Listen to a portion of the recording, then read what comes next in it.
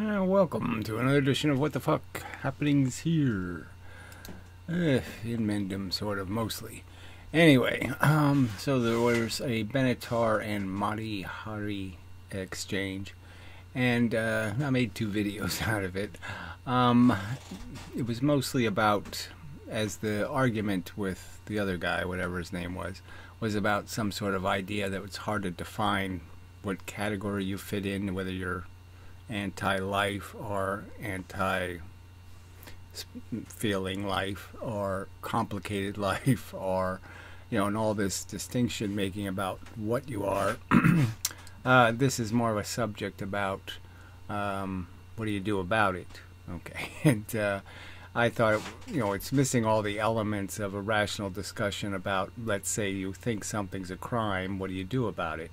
And so it doesn't have anything to do with the reward and punishment stuff that you can create, the incentives you can create, all of the ways that you can create an outcome, you know, with being less dramatic ways of preventing things you don't want to have happen. And stop signs, you know, simple mechanisms, you know, nothing too dramatic or too impositional on the people participating in whatever activity it is you wish to discourage. So anyway, it sort of lost all contact with that and just became sort of a conversation about nuanced, circumstantial euthanasia or something. And especially in the first part 1 of the video, the first half of the conversation. And then, so the second half got a little better, but it just revealed that, you know, there are people who believe something is wrong, but they don't want to do anything about it. They don't think they're permitted to do anything about it, I guess what I would argue.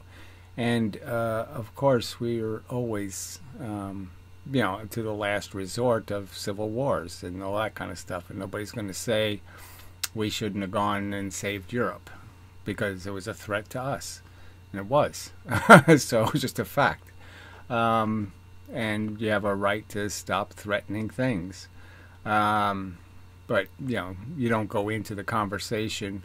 You might want to say, well, look, if you don't play ball with us, you know, we're going to club you to death or something. I mean, I guess the Canadians could do that in response to the tariffs. You know, they could talk tough. But, you know, first you negotiate and attempt to do reason.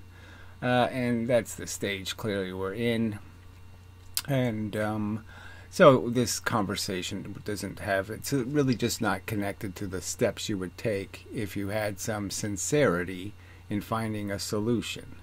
So if you really wanted a solution to the problem, you would investigate all of these possibilities of all the social dynamics for which you have every right to manipulate to the benefit of your cause. People, special interests do it all the time, you know, and that's without a conversation about when it becomes a majority interest and how it's automatically fair if you have the majority to vote for it. You know, the rest of the has to be dragged along. Nobody's, you know, yeah, it's not a shooting war. Okay, so with that context, let us play some of this crap. Of this, you know, this is the better part when I'm talking. Human fun group thing. You know, even the civilization, we have a right to even reject that. And yeah, I mean, you do have an absolute right to be a nonconformist and not play, and then get thrown in prison and do all that stuff. So I mean, to say that it's wrong, that any individual is wrong if he doesn't agree with the majority, is wrong to say, because that's certainly not always true. Just not a fact that the majority is always right. If it's some never wake up berries or something, you know, some kind of graceful thing, it goes to sleep, it just never wakes up. Yeah, I don't know why they haven't invented that. It's just doesn't seem like it's all that complicated, but whatever.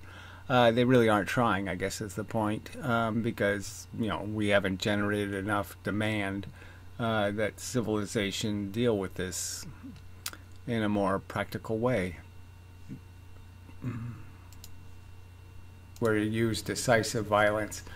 And again, I'm not defending it. I'm not. Yeah. So there's nobody advocating for anybody doing anything. There's no violence to be done in terms of practical now violence. You're not going to win the war that way. It's not even good strategy as a war to start the war before you're ready to fight the war. You don't send 5 guys to start shooting bullets, and think you're going to win that way. So, you're either ready or you're not. You got to apply strategy to everything, frankly. It's the whole point of having a brain, is to come up with the good answer, not the shitty answer. Leave a pan and add him a pan? Yeah, so he does get to the point of making the guinea pig pregnant in the end. Should have done it right from the beginning, frankly. And whether that's a fair consideration, I mean, it would be stupid to give it an abortion and then kill it. So that wouldn't be very productive. But clearly there's an obligation, to stop the nightmare you believe will be created. I mean, the Holocaust. And if you believe it's a Holocaust, so that's really, it all comes down to the basic axiom. Either you think life is a benefit to the living, or you don't.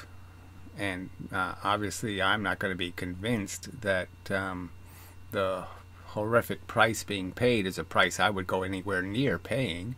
And I know I'd pay whatever I had to get out of those bad events happening to me. So it doesn't seem a complicated question. I'm against it. Deprivation that you're going to endure. So if you don't get something that you don't need, you haven't lost anything. It's a pretty clear argument. And so just pointing out what the asymmetry was in Benatar's philosophy, and how it's a perfectly valid to recognize that most of the goods are just made out of eliminating bads, and that a true good is probably inconceivable, frankly.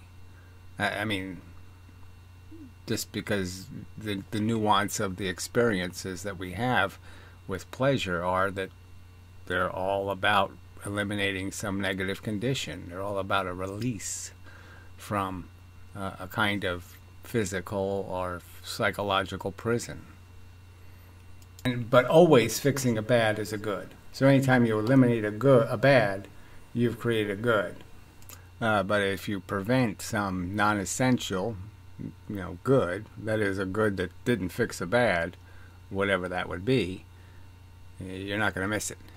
Yeah, because the machine don't work that way.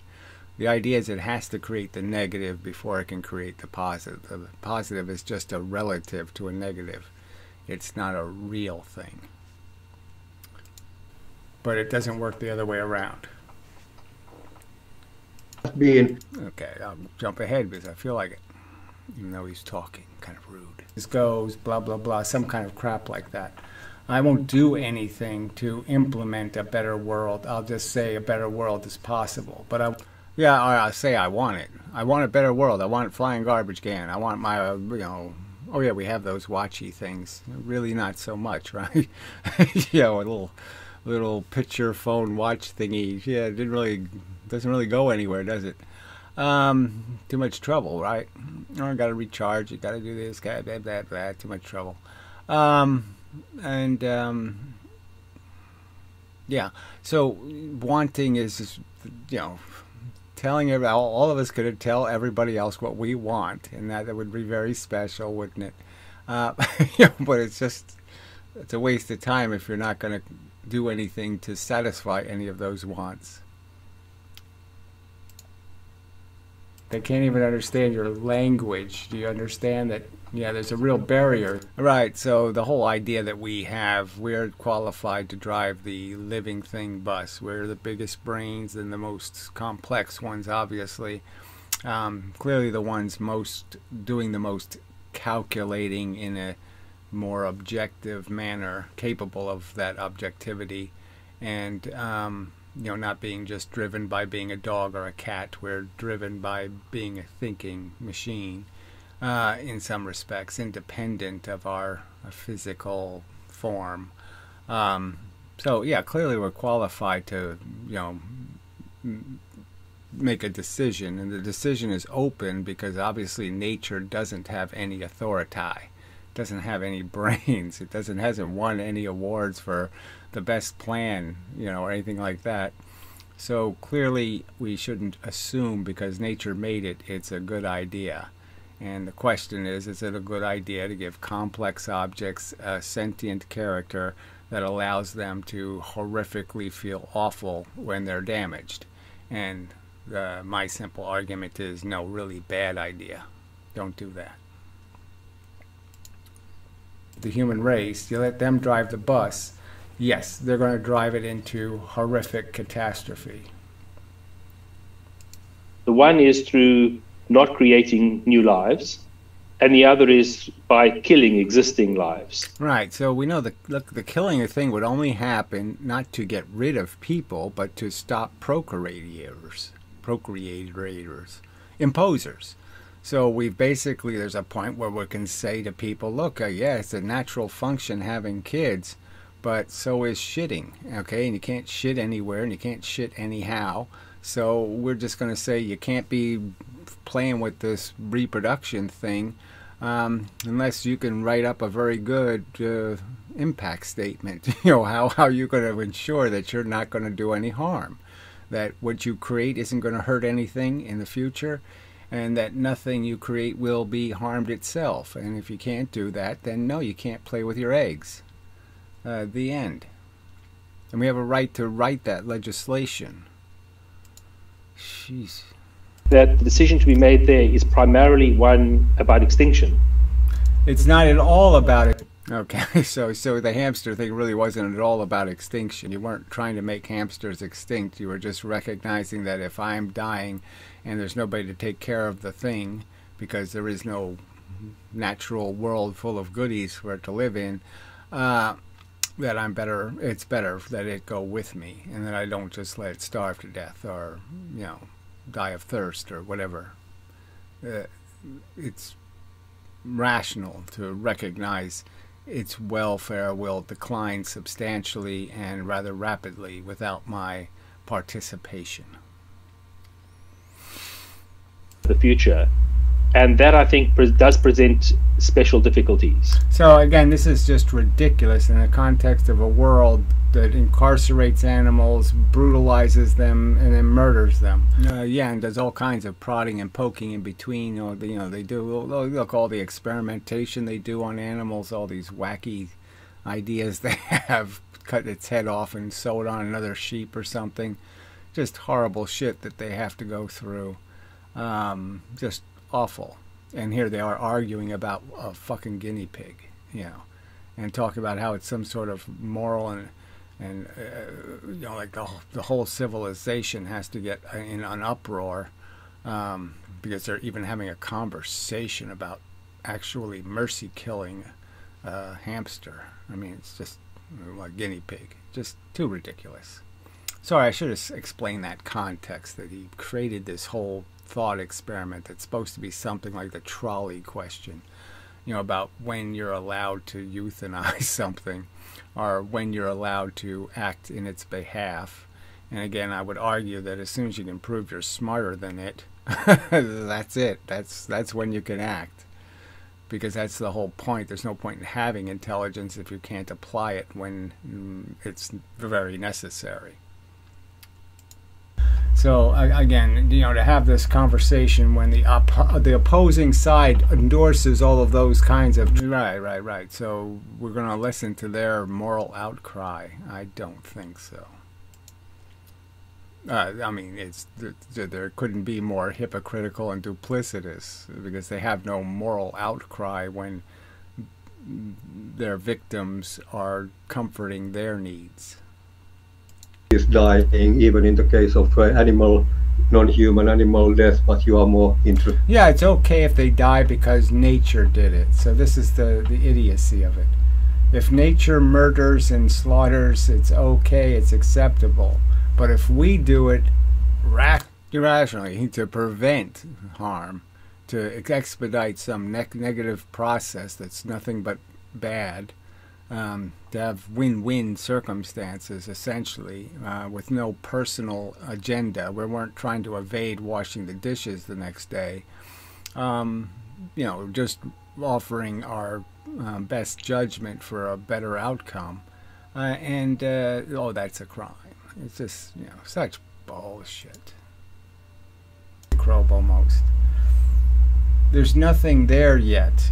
The whole brain is squished going through. Right, so talk about abortion again. And it's just, it has less functionality than a cockroach. It's just an absolute fact. I mean, I'm giving it way too much functionality to even describe. Align it with any functional bug.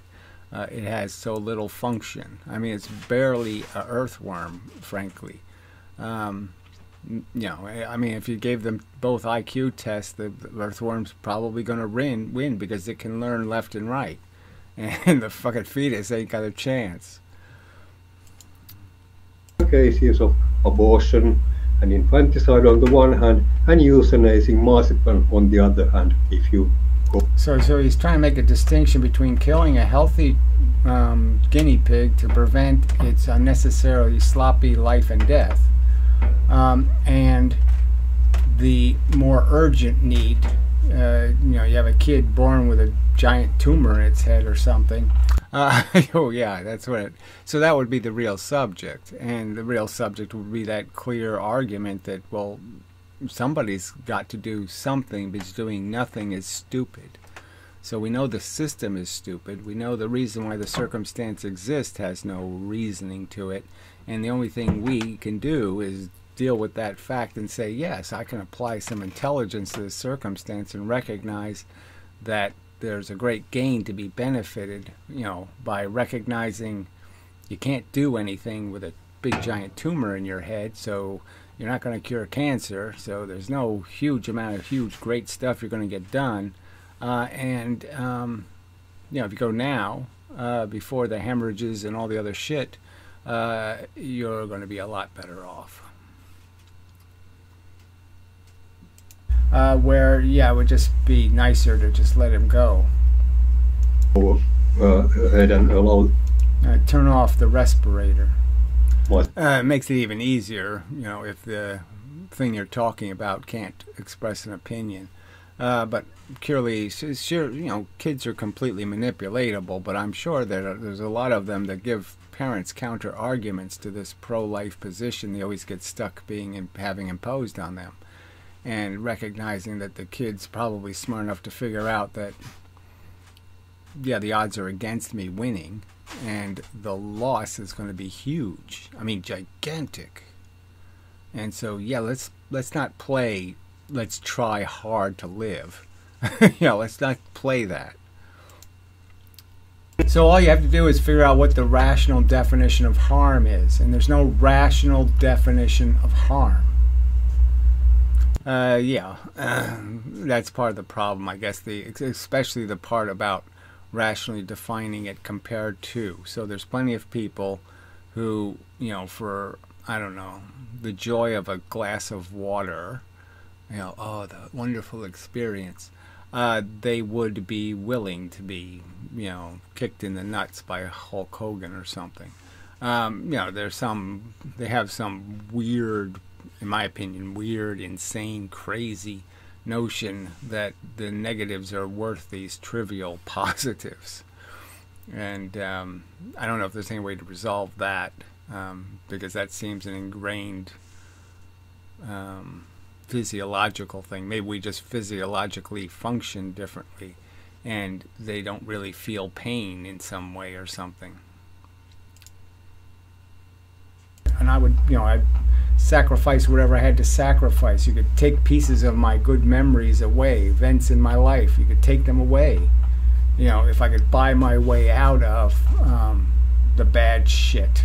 Right, so if we had the crystal ball and we could see the future and all that kind of crap, and we could make these exchanges and bargains and say, well, I'll sacrifice memory of my this and memory of that and memory of all of this stuff to evade having that bad an ending and have some less bad ending, would bargain. And if you had to live the horrible lives that have been lived, the horrible experiences that have been endured, you would sacrifice everything to evade them. And if you're really honest with yourself, you don't want that worst fate, because it's really, really, really, really, really bad.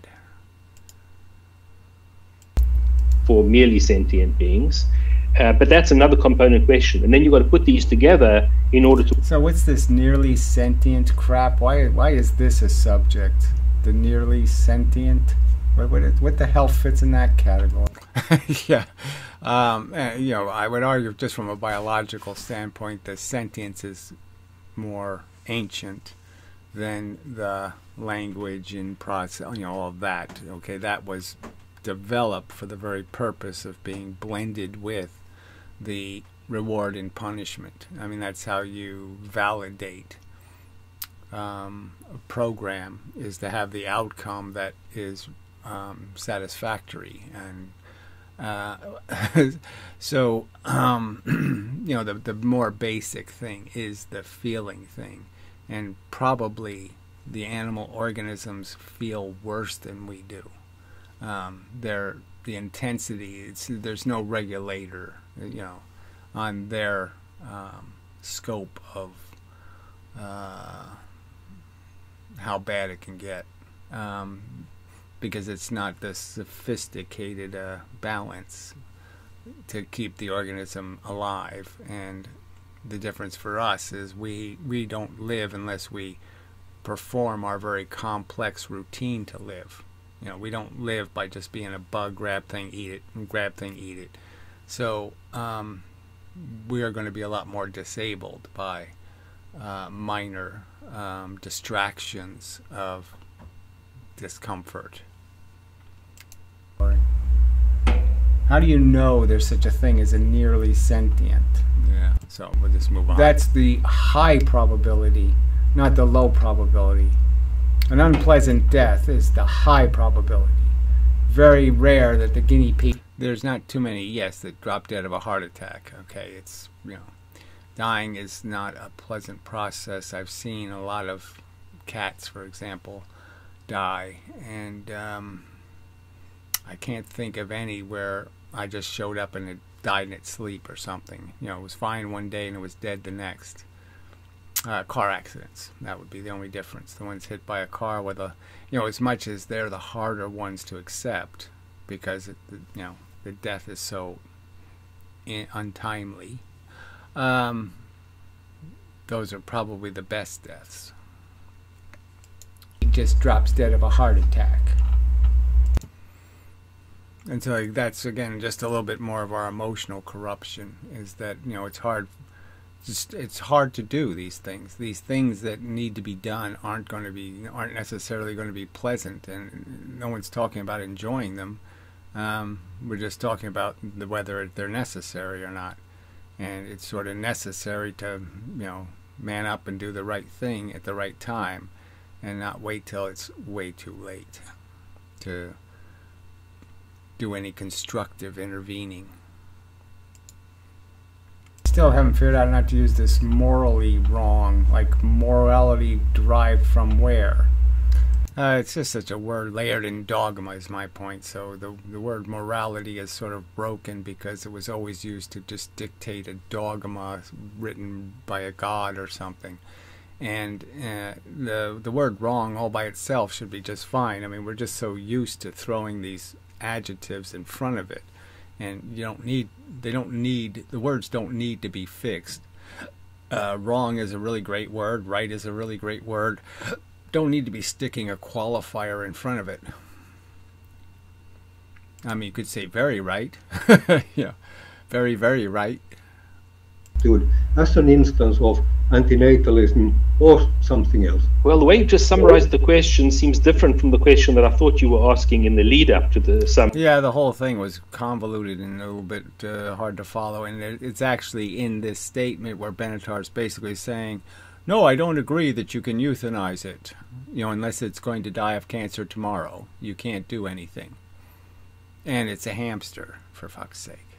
So Benatar's ability to intervene to prevent harm is so weak that he won't do it if knowing that the cancer, the likelihood is the hamster is going to meet an unpleasant end, brutally harsh by nature's standards, with no person to intervene to help.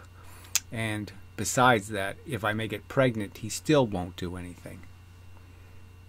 I mean, it's useless antinatalism. It doesn't. It's meaningless. That's why I am an avulist, is just to basically say, no, I'm anti-life and I'm for realsies. Okay, it's not just some idea that life is bad. Oh, mkay, let's all make babies. Let's all just do what nature says. Let's all not pay any attention. That's not, it's not the subject for me. That's why I need a new word. Besides the fact that antinatalism is just not a great word. It's just, anti-birth, anti-creation, and, anti-life, lots of other antis you could create instead of this idea of nataling, which, frankly, nannies are, got part of the word natal in there in a way. And so this is more about suckling babies or something. I'm not anti-breastfeeding. I'm, anti-birth, creation. My definition of sentience, it's not legal. Bullshit, right? Yeah, it's bullshit. No, I should play a little bit in any kind of relevant way.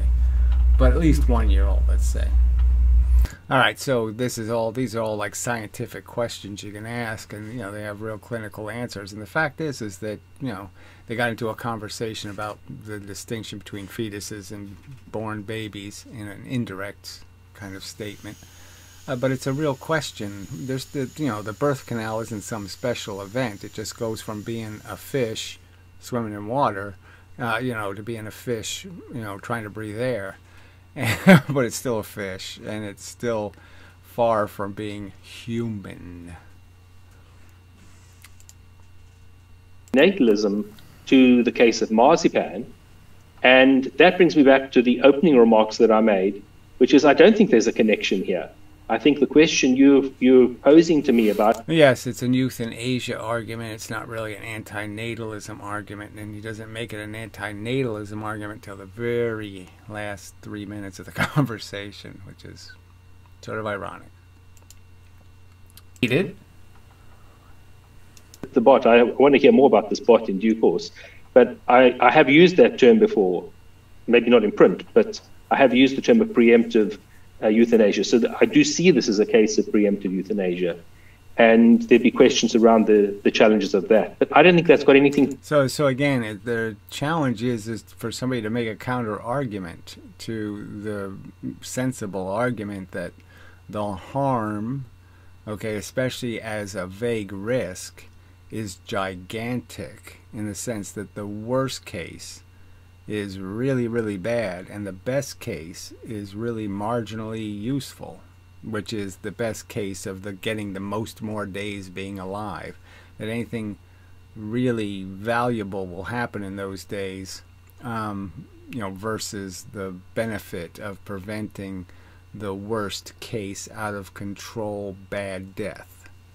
So though that's pretty hard logic to unravel into mush. I mean, it's always a real fact that here you are risking, World War II, to have more bubbles in your bathtub. I mean, some trivial fun for, a gigantic toll in terms of negative cha-ching, what you're going to pay is going to be gigantic for your trivial lollipop. I mean, there's some ways to describe this as like risking crossing a busy highway to actually go to the lollipop store. it's pretty hard to argue with somebody that, no, it's really good. Go to, yeah, if you feel like having a lollipop, yes, go ahead. Challenge that traffic. No, pretty hard to make that argument rationally, especially about a child. Stems from the fact that better never to have been for me has always been a combination of three interrelated but separate things. So, you know, it's a pretty clear argument that life sucks and we ought to do something about it. But yes, it turned into just a Buddhist life sucks statement with nothing to do about it. He doesn't even suggest jumping in a fire. So it's even lamer than the Buddhist lame response to recognizing life is broken and it's fundamentally beyond repair because it is a negative engine. It feeds on first breaking something and then gluing it back together. Okay, it doesn't have anything to do with actually creating anything. It just has to do with keeping things in this form. A form they should have never been in the first place. Or antinatalism, or a combination thereof. It was the asymmetry. It was the, yeah, so that was the core of his argument, was this intellectual kind of statement that, okay, beyond all the biases, beyond all the religious crack, the fairy tales about what life accomplishes, all the other delusions that people use to aggrandize and justify their lives, the best statement was this problem where, you know, it's easy to make good by getting rid of bad. But it's really hard to make bad by getting rid of whatever good would be that wasn't made out of getting rid of bad.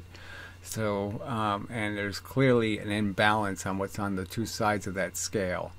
The pure goods that have been prevented or that would be somehow something, you know, you're not having what you don't need versus, you know, preventing the addiction, preventing withdrawal, preventing all these negatives. Zero-sum argument, as I call it, that, yeah, goods are... So it's just really, look, the argument, another way of saying is my whip argument, that all nature had to do was invent the whip.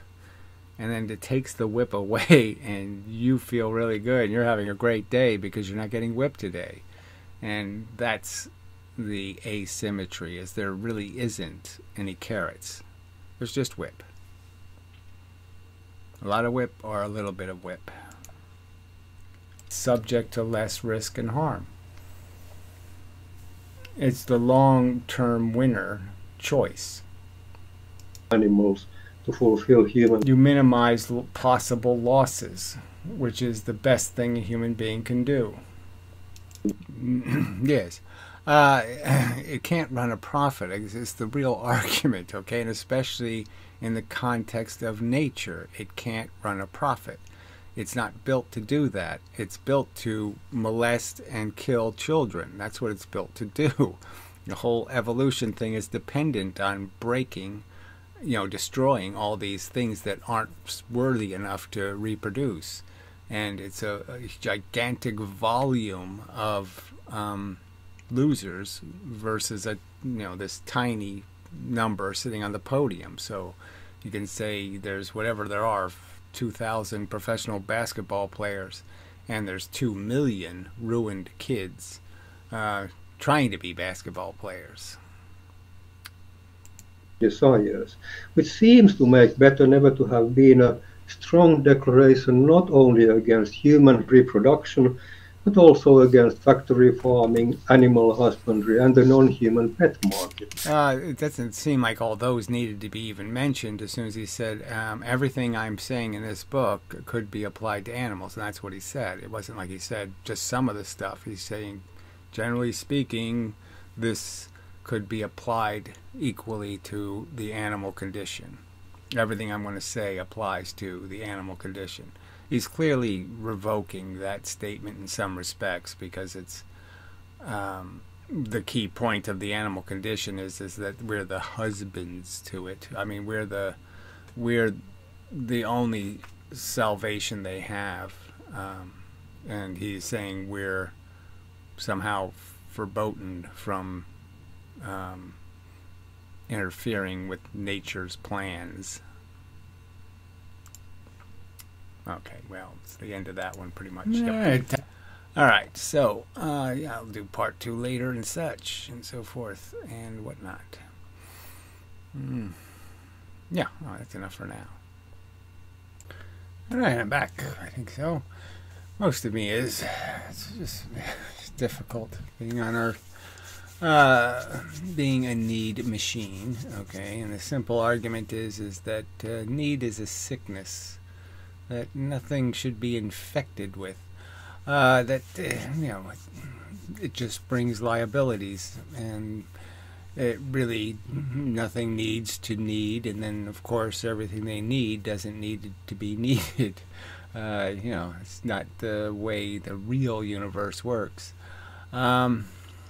And it's a lot of wasted anguish, pain, suffering, torment, torture, all of that stuff, and yet, you know, we're supposed to believe we can't do anything about it, which is ridiculous, when it's so obvious how the problem is manifest in this silly habit of replicating. Yeah. There's no real obligation, especially, you know, when you become smart enough to separate your sexuality from your procreative function. Just absolutely no need to force the two to be interdependent. So, yes, no good reason. Just, you can see it on Earth. The only thing doing it, the only thing propagating, creating babies, laying eggs, are stupid things. So anyway, the smarter something is, the less likely it is to think, oh, I must do this. This is the agenda. No, it's not a good agenda. But anyway, so that's the underlying subject. This is more just details about method. Again, I would argue that ethylism, or even any conversation about anti-lifism or terminationism, you know, exterminationism, peace and quietism, is motivated to just get it done, you know, and there's no argument against procedure, which is make videos arguing the argument, and you know, eventually create you know, political strength and you know, vote your beliefs and create legislation and then enforce the legislation and you know, in some graceful way create the outcome. So it's like, you know, in the 70s it was pretty clear we had, you know, polluted an awful lot of drinking water, and they did a few steps here and there to fix the problem, and it wasn't insurmountable, and it wasn't impossible, it wasn't any of that stuff, and nobody had to be killed, and didn't have to be a civil war, and there didn't have to be any of that crap.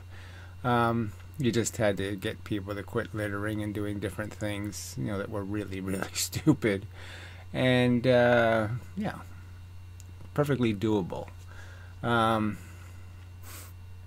Yeah, and you know, it's not that hard to do any of this stuff. It's not a matter of the being able to do it. It's just a matter of, you know, means and getting it done.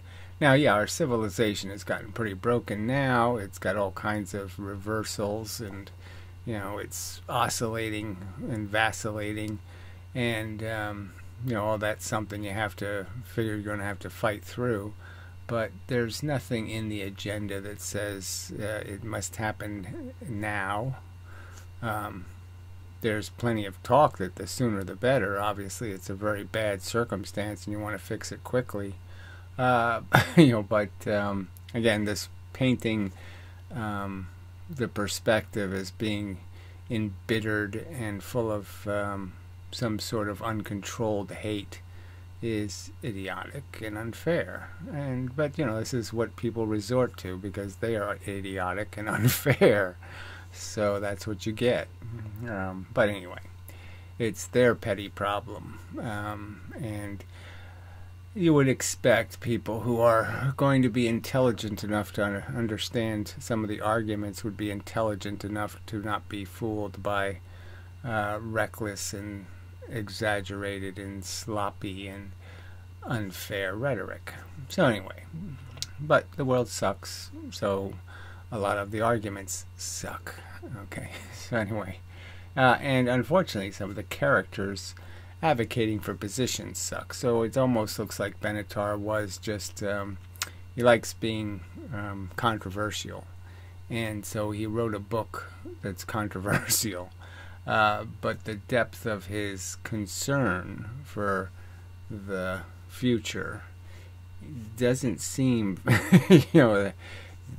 doesn't seem very deep. Okay, it's a pretty shallow understanding of the necessity of winning the war and not leaving opportunity, not stepping over it, not missing it. If listening for knocks on the door, all of that, it doesn't seem like he's paying much attention to the basic truth that if you understand it to be true, this is a pretty simple, little tiny bit of pain now, giant gain later equation.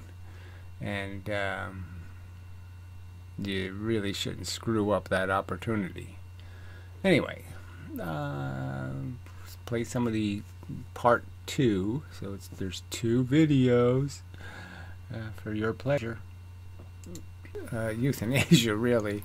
It should be about the better never to have been title of Benatar's book and how seriously he takes that, in the sense of, I don't really see the point in saying you wouldn't realistically be better off if you gave up right now and didn't wake up tomorrow, because you're just looking forward to some kind of who knows what kind of crap is going to happen. Whatever. So I'm making one of those arguments that are just part of the argument that our ambitions are so trivial and redundant, like we haven't done this over and over and over again as human machines, role played these parts of wanting and needing and struggling and fighting and all of this crap. And so yeah, it's not a story that needs to be, the play has run way too long already, and you're paying a huge price for it. So why would you remake a movie that's already been made 600 million times and there's no prospect you're making it better? So no point in doing it.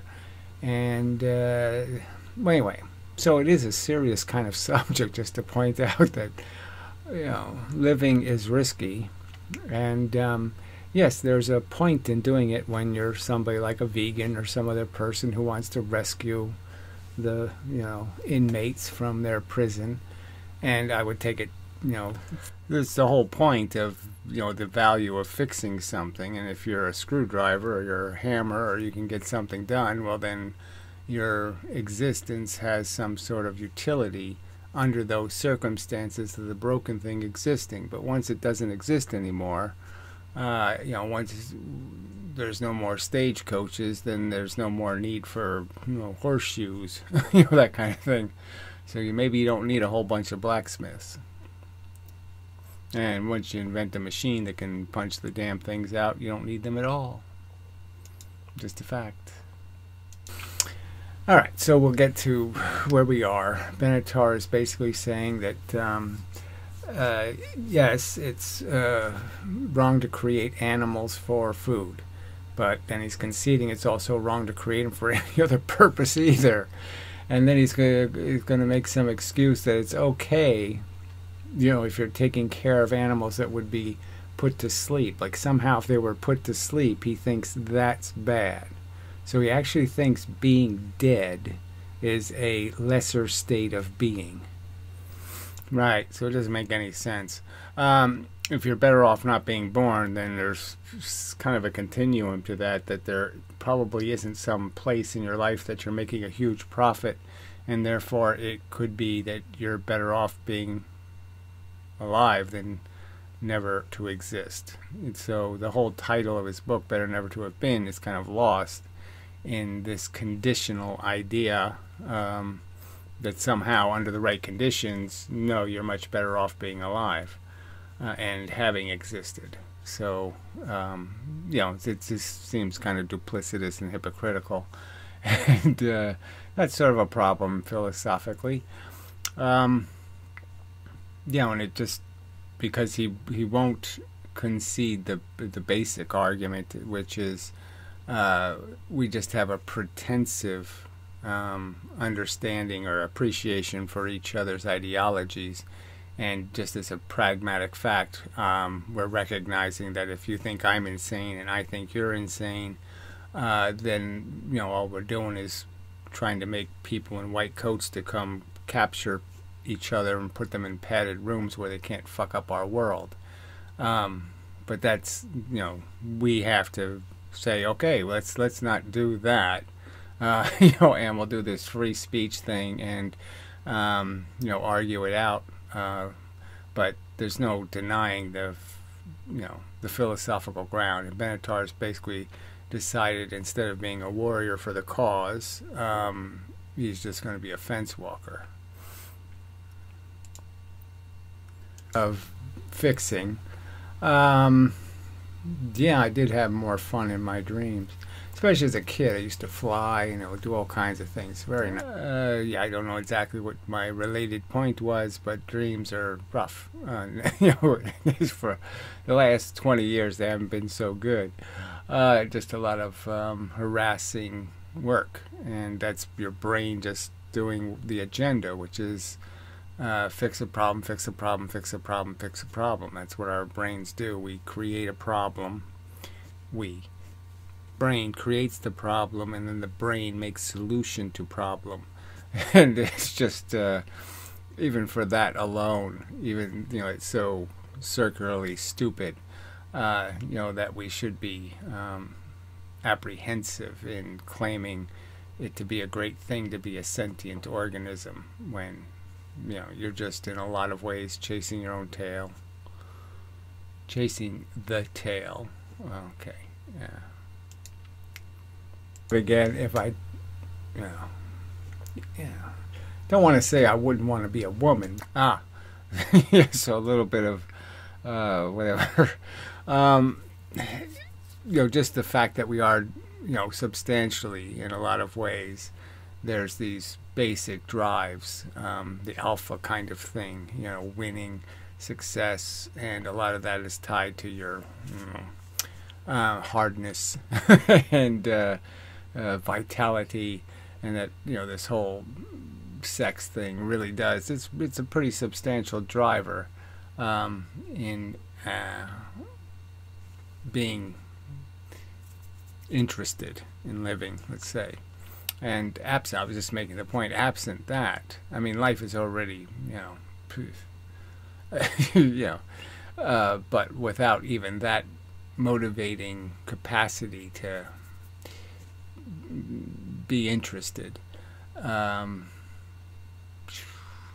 it's really hard to figure out how, you know, you know, it's, minus that, life just seems so incomprehensibly unbearable.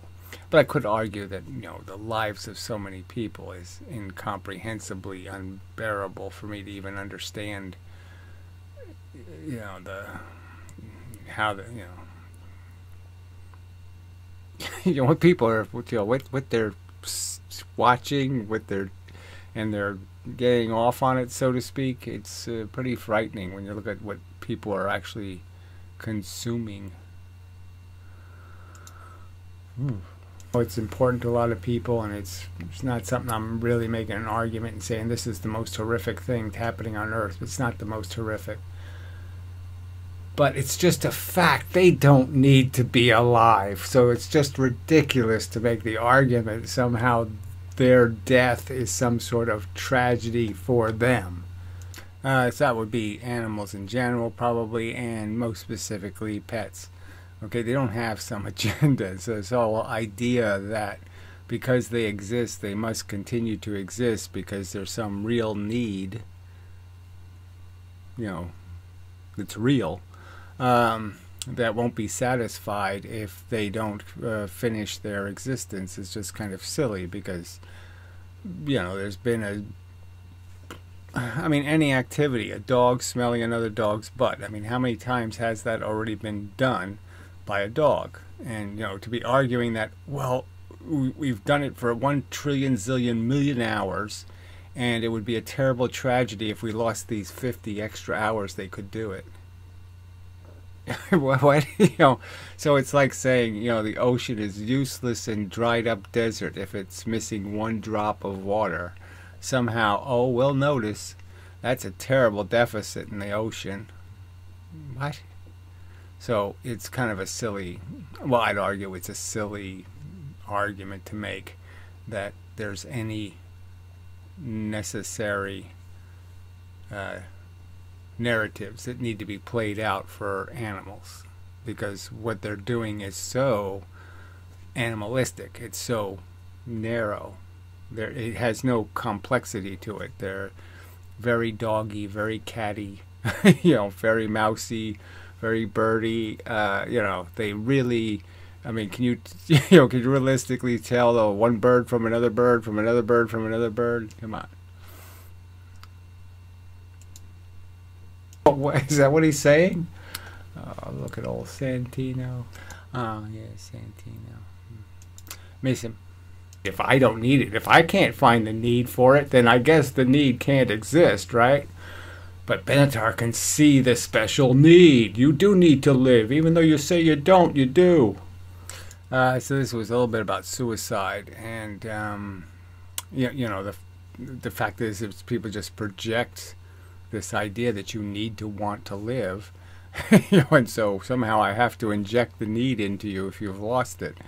And that should truly be the only standard. If somebody doesn't have the need to live, why would I think I need to cram that inside of them? And what would the concern be that if they die, they're somehow wrong, that they really do need to live, but they don't know they need to live? I mean, can that really be made as an argument, you know, sensibly? I don't think so. It's us. It's us, the people who have this tendency to think they need to finish, they need to complete. They're the deluded ones, okay? It's not the ones who are, oh yeah, I don't really need a goddamn thing. Yeah, fuck it. Why am I doing this? Yeah, all right, no good reason. That's why. Because you're just pretending to think that dead is the problem when living and dying is the problem. Consciousness is the problem. And yes, it constantly demands maintenance. It has to keep itself above this level of, you know, I mean, it's just, I don't want to be personal and just be a complainer, but I mean, you know, just life, especially, like I said, you get older, you know, you spend a lot of time just feeling kind of miserable. And what, you know, who wants to be doing that? Yuck. I mean, not, you know, death's door miserable, but just miserable enough where, you know, I have to walk up the stairs. What a hassle. I mean, you're just not in the mood for a damn thing. You know, except some never wake up berries. Or to the horrific negative that can never be compensated for with any positive. Right, so you have this huge risk, and you're sitting there pretending, okay, that I don't have to consider the huge risk. And when what you really have to do is put the huge risk and call it a something, give it a value, okay, and just say, here's the overall risk package, you know, as a weight, and then talk about your capacity to maintain any real state of bliss and how many milliseconds that might be, and say, are those milliseconds of bliss worth the, you know, this average brick of unpleasantness. And I just think, like, from my perspective, I can't see any mathematical hope for that equation coming out positive for the unneeded bliss. I mean, just imagine all the grief. You know, you could just go by the grief. All those people get killed in a plane crash. They don't have to watch their parents die, or they don't have to watch their kid get cancer. They don't have to, you know, all the stuff they're missing out on. Yeah, so their shorter life isn't necessarily going to be a lesser life because they've evaded the worst part, which is dying slowly. And the second worst part also, which is watching people they care about die slowly. So those are two huge, you know, advantages. I mean, it's unspeakable to me to even talk about this dying thing, you know, where you're watching somebody you actually do care about die, and being a survivor, you know, wearing your "I survived the death of my best friend" shirt. Yeah, you know, and I don't know how people do that. How do you survive it without the you know, the rest of your life being just some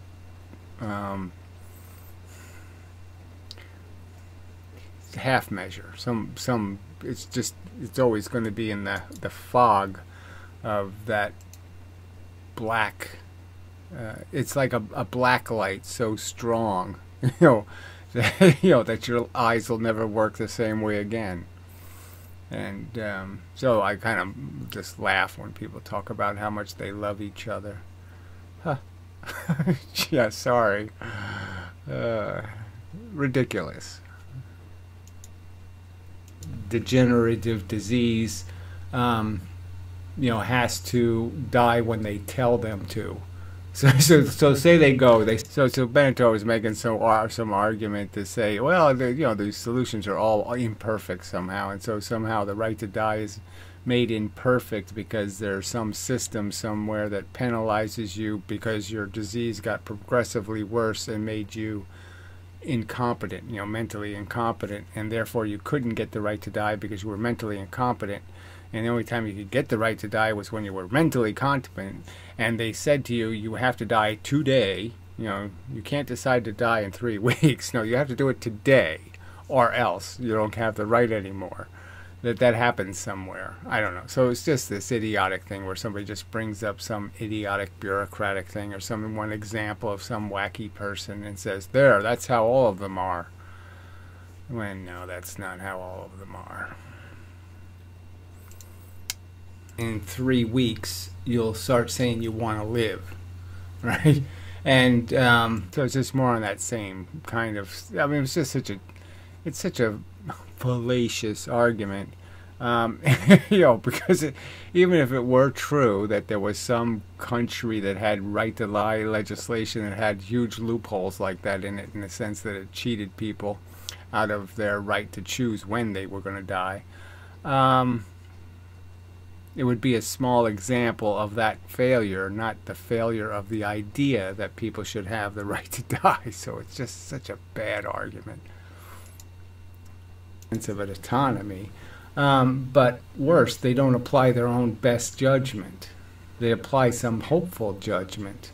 I want it to go away. I want the kids' cancer to go away. They don't want to have to really deal with the fact that there's no point in torturing the fucking thing to death. Right, but, you know, it's just, again, more psychology, and if people could just see past their psychology, the right answer isn't that invisible. You know, that there's so little to gain. There's so little, you know, investing in the 1 in a million, and then saying, well, look, it worked 1 in a million times. You know, you become a professional basketball player, and that somehow it's worth all of the times where it didn't work, and so you tortured the kid and didn't advance anything. Okay, he just got tortured for nothing, and and that's an acceptable price to pay for most people. And that's the part I'm like, and what are they doing? They're just running on hope. They're, you know, and it's plainly stupid and wasteful, because you end up just torturing a bunch of kids thinking you're going to make them survive the unsurvivable. So bad that you don't even open the door to their possibility. A day's time, a week's time, a year's time, 10 years' time. So there are gradations here. And I don't think it's possible to give a formula to say precisely when it's going to be justified and when it's not. So he's saying, again, if you're not going to die soon enough, then you can't have the right to die. And, or you don't have the right to apply sensible judgment and mitigate against something's future pain. So if the future pain isn't immediate, then you're not allowed to act and in something's to say spare somebody trouble. So if you knew somebody was going to die of cancer in 3 weeks, and it'd just be 3 weeks is all you're talking about, and all they're going to do is go through some trauma, arteries going to blow up in their head and different things will happen. There'll be all kinds of negative things happening, and you can press the button to spare them all of that crap. And what they lose is the 3 other good days. He's saying you basically can't act, if there's too much time until that event. And, if it's 5 days of fun that you're going to sacrifice, well, that's just way too much sacrificed. When, again, the whole point of his book and the whole point of the story is that all of the pleasures are kind of weak and trivial and silly.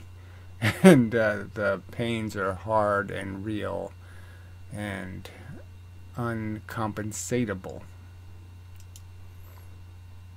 There's nothing, there's events that have happened where humans have experienced something, and there's just no way you make it go away. It's not anything I can imagine a human doing to compensate for that one human tragic, horrible event, let alone all of them.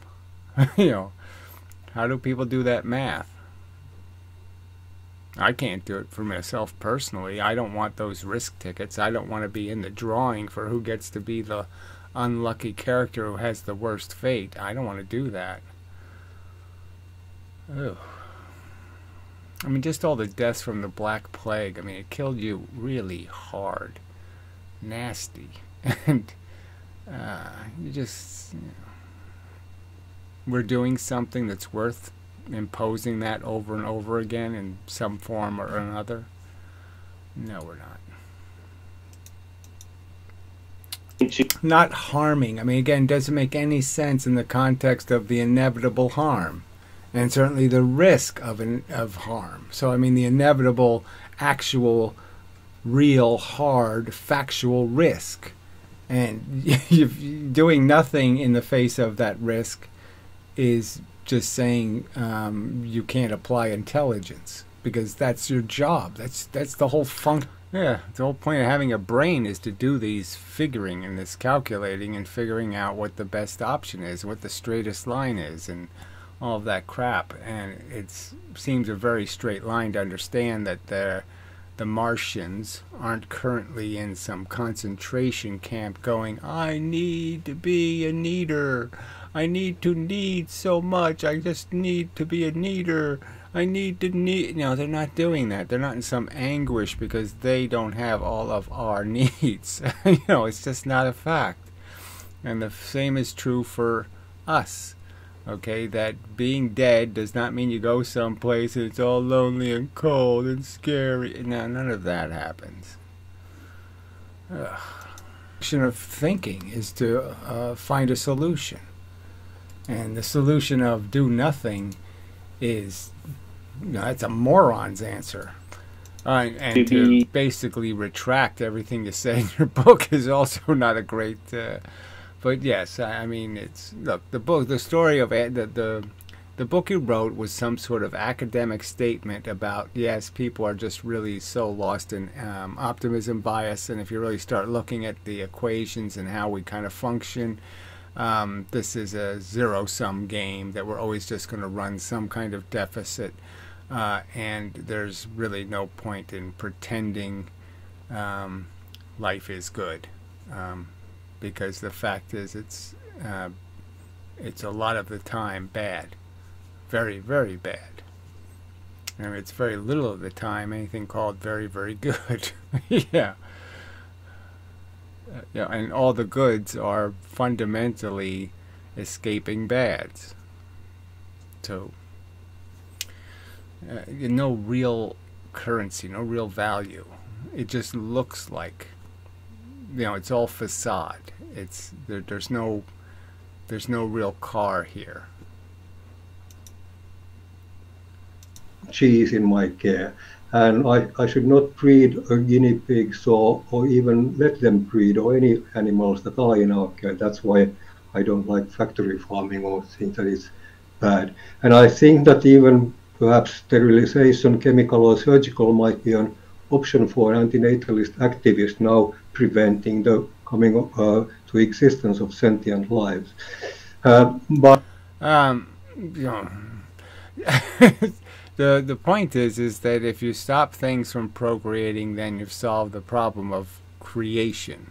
All right, now, and the really argument is that some things you're not going to be able to stop them from procreating because the machines are more subtle and you can't have an argument with them. They're beneath recognizing, I have a warrant, to arrest your eggs. No, they're not going to pay any attention. So you have to have a plan B for machines that aren't going to read your writ, kind of a thing. Alright, in the always something category, raining kind of hard, so there might be some extra noise. There's always some, anyway, something. So all this is about, in this particular conversation, the animal problem, whether it's, well, pretty much, whether it's nature or what we have done to animals, but the fact that their fate, is in our hands, so to speak, and whether it's in our hands for a good reason. That is, whether we really have a right to claim the territory of ownership of their welfare and responsibility for their welfare, as if they were our own kids. But it goes further than that, because it's not really property. It's authority, and it's this whole idea that if you have a plane that's going to crash, the 100 people, I'm sure, want the person most capable of flying a plane to be flying the plane. So out of the 100 people who aren't pilots, they want to be able to, as efficiently as possible, select the person, the best engineer, the best person at solving problems, the best person at figuring out how to make it happen, to do the job.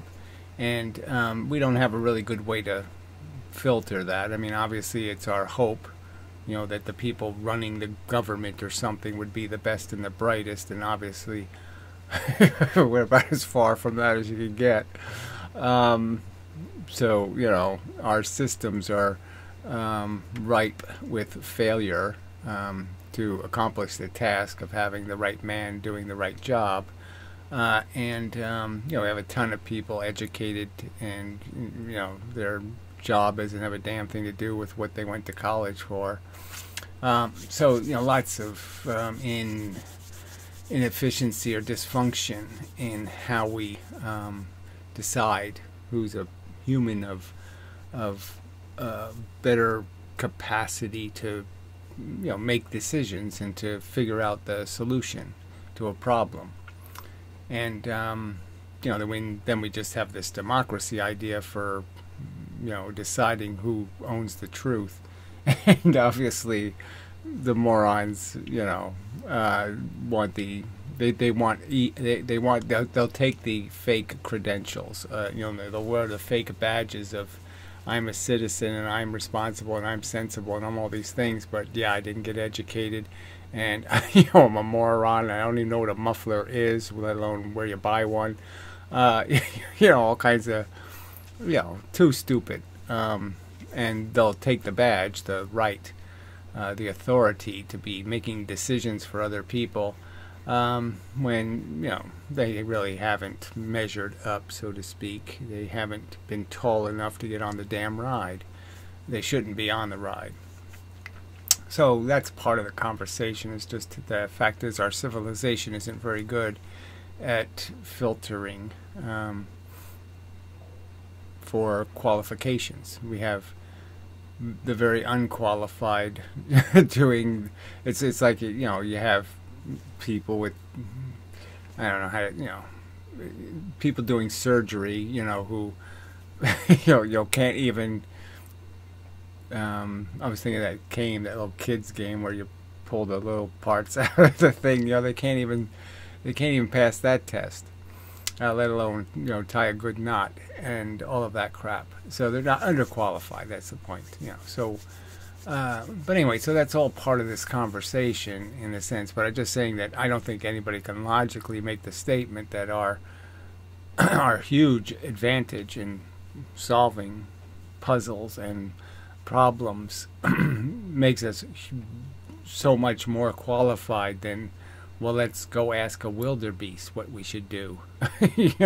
No. What the right answer is for the future of wildebeestum. It's just ridiculous to think that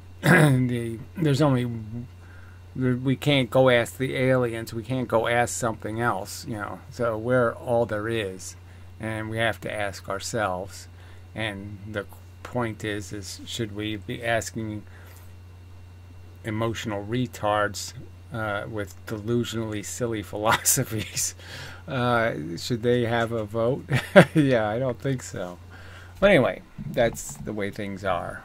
So this is only the fact is the antinatalism for humans was already won when you started educating humans, because their birth rate goes sliding way down when they have more choices than to be a bug, to live a bug's life.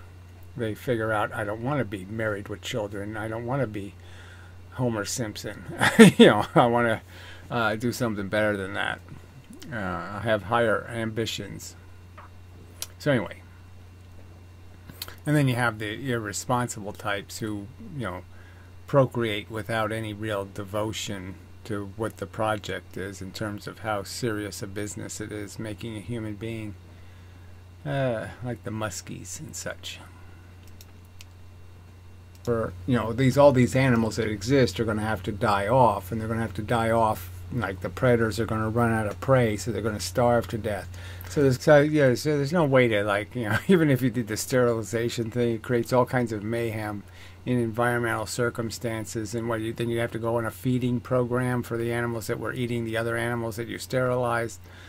All kinds of and so it's always going to be the last earthquake or the last asteroid impact or whatever, and all you're saying is well, yeah, I can do it better than an asteroid. So that's all I need to do, is do it better than the last asteroid. Human population, because if you start messing with the biosphere, it's going to blow back. Right, so that's the thing you do last. You don't do it first, and it makes perfectly sense to me that you could almost have that done by some robotic system that you just, you leave the building, and then the building blows up, appropriately. And so now you really have a reason, to make sure. If the whole thing came down to some sort of argument that, we want to make sure that we have an end that's appropriate for animal kind, and then all you want is some human volunteers to go through the same process to prove the point that it's not all that bad, yeah, I'm fine.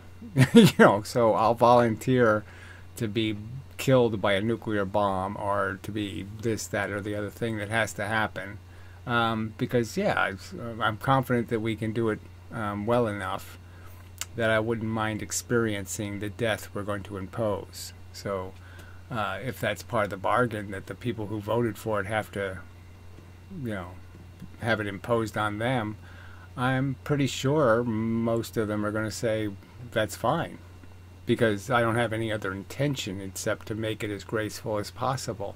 So sure, I'll drink this poison too. It's going to be a lot easier than, Romeo had to, stick a knife in his heart. It's a lot harder. All right. Big eggs, you can't do that. Was, does antinatalism as introduced in Better Never to Have Been ever involve killing, deliberately and intentionally taking lives?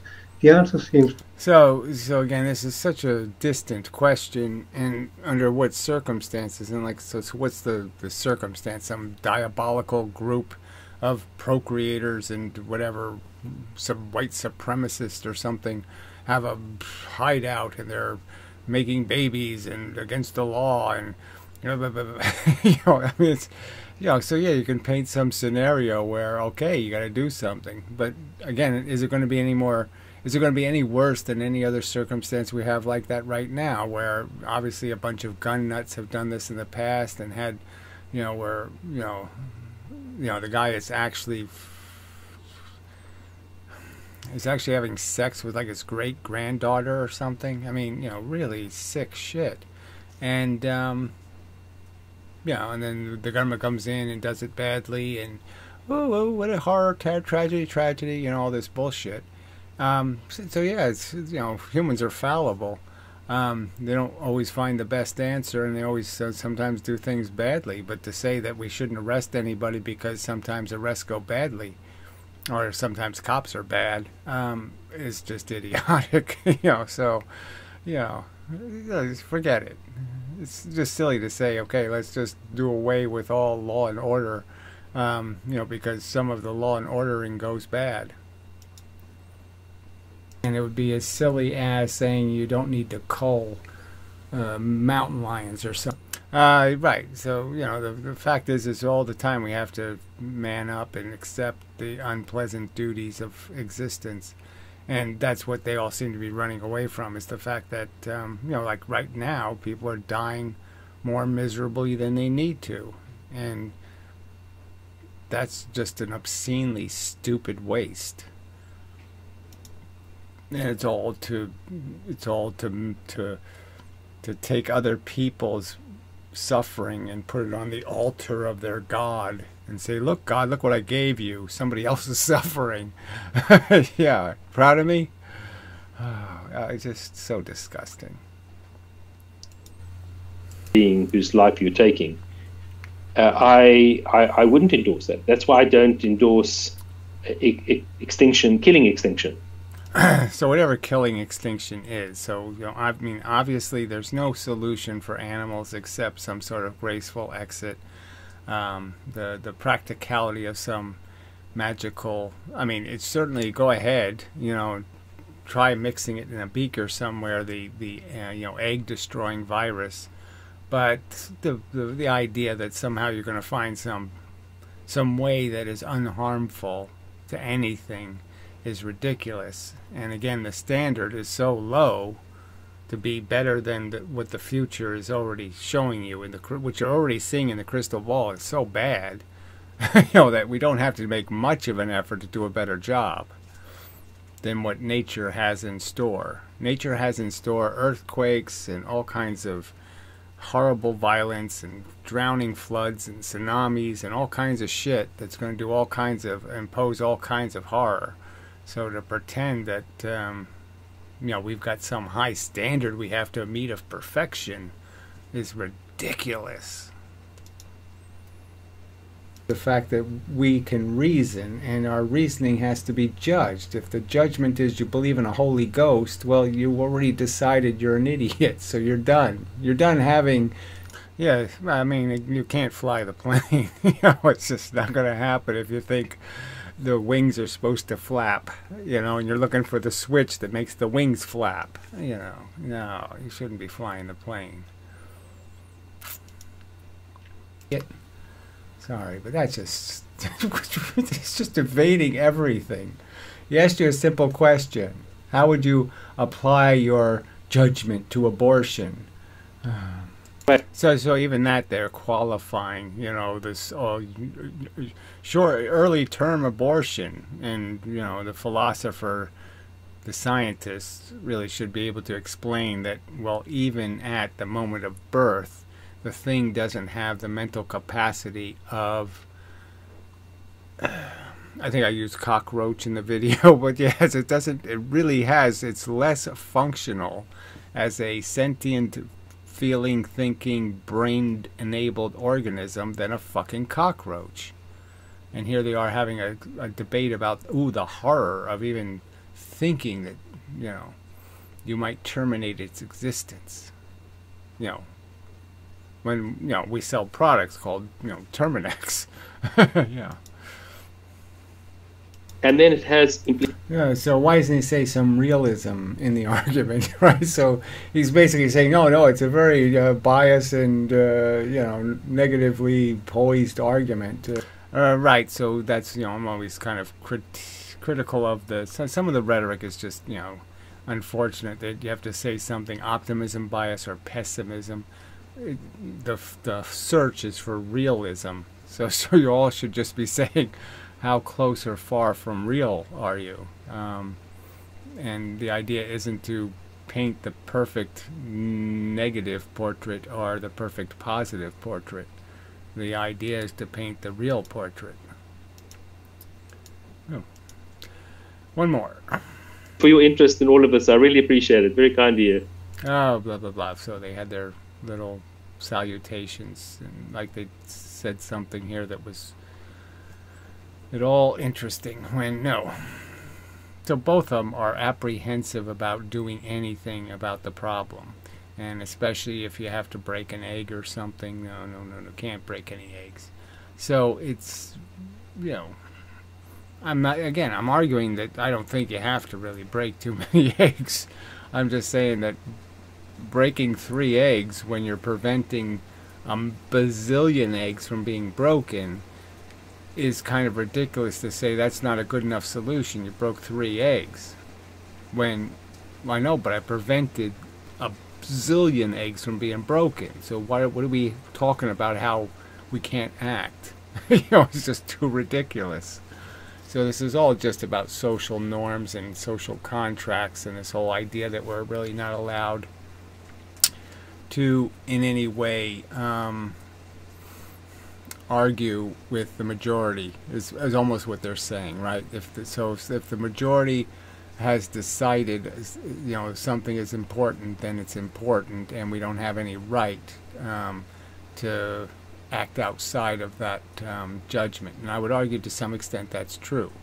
But there's a point where you tell the king to go fuck himself, right? And you have a revolution. And so I'm just saying that obviously we found lots of causes that were worth that in the past, and the future might have to deal with that kind of rebellion.